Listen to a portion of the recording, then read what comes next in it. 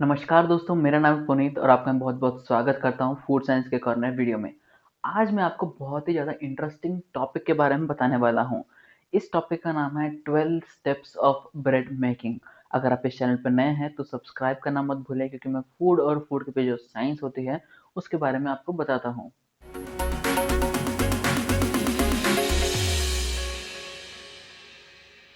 ये topic start करने से पहले मैं आपको एक इम्पॉर्टेंट चीज़ बताना चाहता हूँ।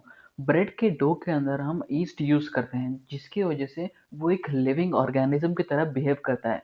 इसीलिए ब्रेड का डो जब भी आप हैंडल करें, तो एक केयर के साथ बहुत ही ज़्यादा पेशेंटली उसको हैंडल करें, तभी आपका प्रोडक्ट जो है, वो अच्छा बनेगा।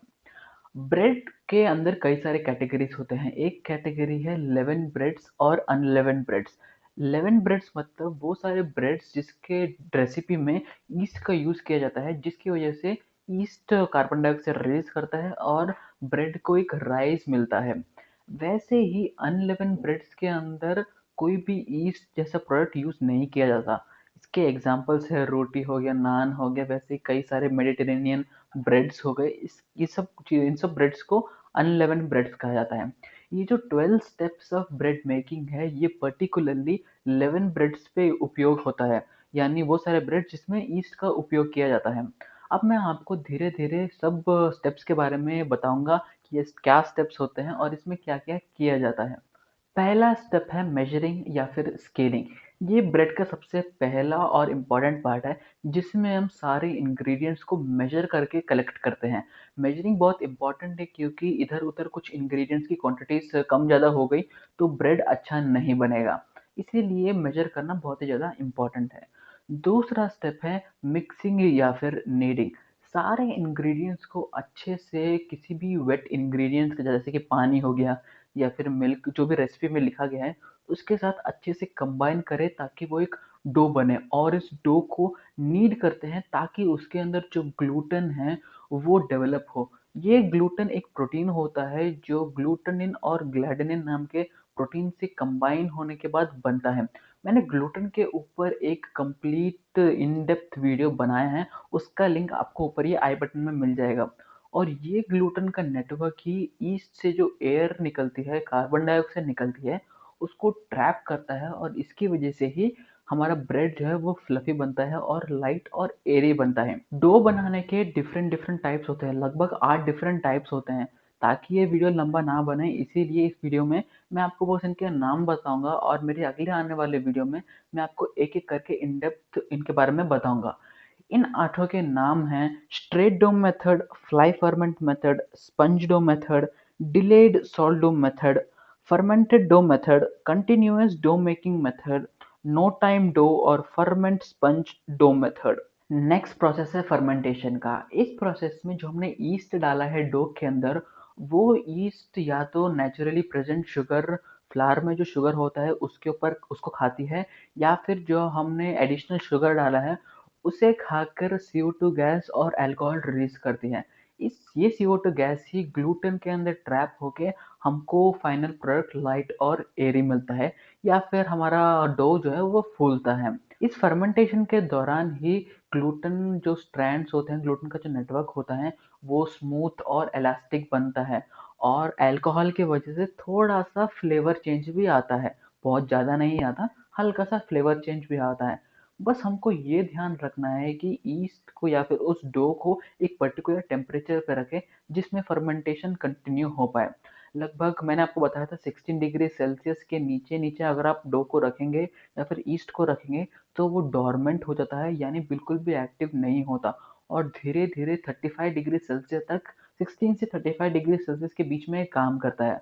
और जैसे ही ये 60 डिग्री सेल्सियस को क्रॉस कर देता है, ईस्ट 60 डिग्री सेल्सियस के बाद मर जाता है। इसलिए हमको ये ध्यान रखना है कि ये 16 टू 35 डिग्री सेल्सियस के बीच में ही हो। मैंने ईस्ट के ऊपर एक डिटेल इन डेप्थ वीडियो बनाया है, उसका लिंक भी आपको ऊपर ये आई बटन में मिल जाएगा। नेक्स्ट स्टेप है नॉकबैक या फिर कई लोग इसे पंचिंग भी कहते हैं। फर्मेंटेशन में रखने के बाद डो लगभग डबल साइज का हो जाता है, और इस डबल साइज में CO2 गैस भरपूर होती है, जिसकी वजह से ईस्ट हल्का हल्का काम करना बंद कर देता है, क्योंकि अगर सराउंडिंग्स में CO2 हो तो ईस्ट अच्छी तरीके से काम नहीं कर पाता। इसीलिए हम डो को वापस से फोल्ड करते हैं या फिर पंच करते हैं, जिससे कि एक्सेस CO2 बाहर निकल जाता है। और इस पंचिंग से या फिर फोल्डिंग से जो ग्लूटेन नेटवर्क है वो वापस से रियलाइन होता है, और डो के अंदर या फिर बाहर जो टेम्परेचर है वो डो का वापस से स्टेबलाइज होता है, एक समान हो जाता है। नेक्स्ट स्टेप है डिवाइडिंग या फिर पोर्शनिंग। इस स्टेप में हम नॉकबैक किए हुए डो को अच्छे से इक्वली काटते हैं और डिवाइड करते हैं। जितने पोर्शन का हमको फाइनल प्रोडक्ट चाहिए उतने पोर्शन का हम उसको पहले काटते हैं, क्योंकि एक स्टैंडर्ड प्रोडक्ट लाना हमको ज़रूरी है। एक डो के पोर्शन से हमें कई सारे प्रोडक्ट मिलते हैं, इसलिए हमको ये ध्यान देना ज़रूरी है कि वो सारे प्रोडक्ट इक्वल साइज के हों, इक्वल वेट के हों। इसलिए हम उसको काटते हैं और डिवाइड करते हैं। नेक्स्ट स्टेप है राउंडिंग या फिर प्री शेपिंग।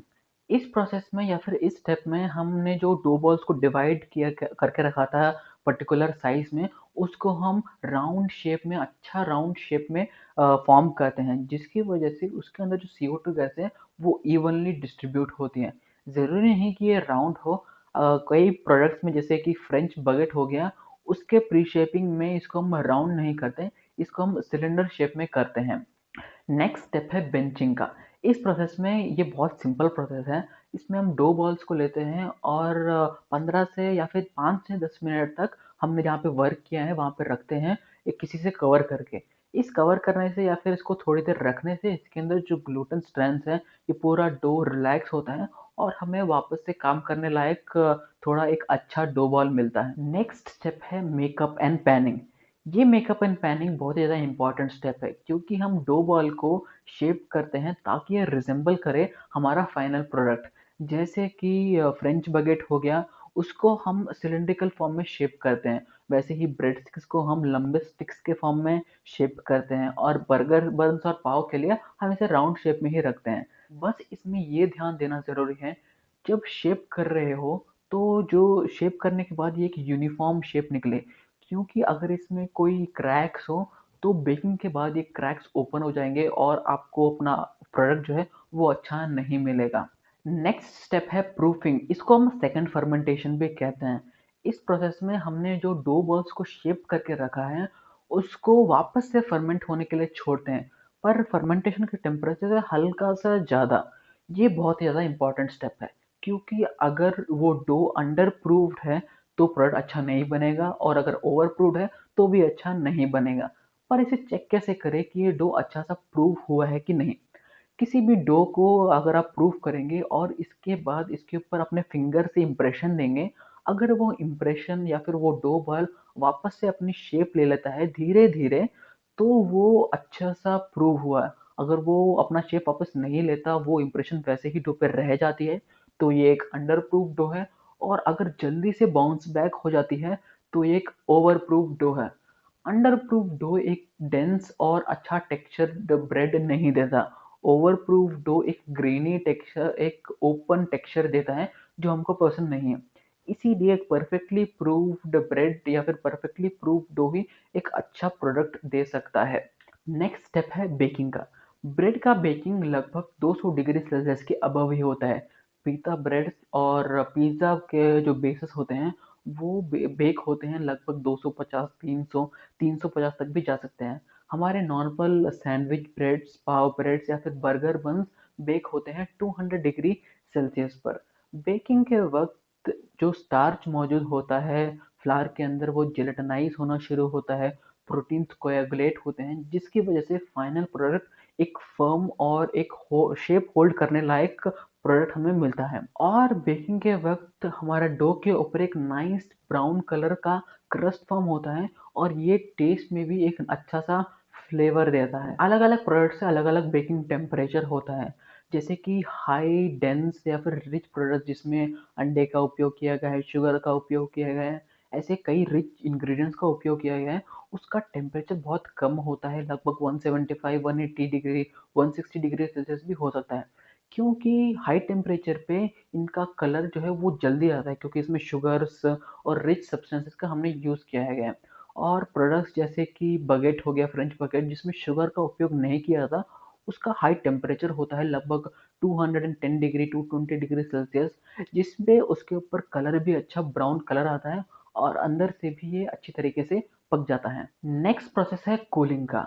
जैसे ही ब्रेड बेकिंग से निकले तो उसको थोड़ी देर के लिए कूल करना बहुत ही ज़्यादा ज़रूरी है। अगर आप उसे बिना कूल हुए काटेंगे तो उसके अंदर स्टार्च अभी भी पूरी तरीके से जेलेटिनाइज नहीं हुआ है, इसलिए अच्छा इवन स्लाइसेस हमें नहीं मिलेगा। नेक्स्ट स्टेप है स्टोरिंग का। किसी भी ब्रेड को अगर आप उसको स्लाइसेस चाहते हैं तो लगभग 8 आवर्स के लिए उसको स्टोर करके रखें, क्योंकि उसी के बाद ही आपको अच्छे स्लाइसेस मिलता है और आपको आसानी होती है उसको कट करने में।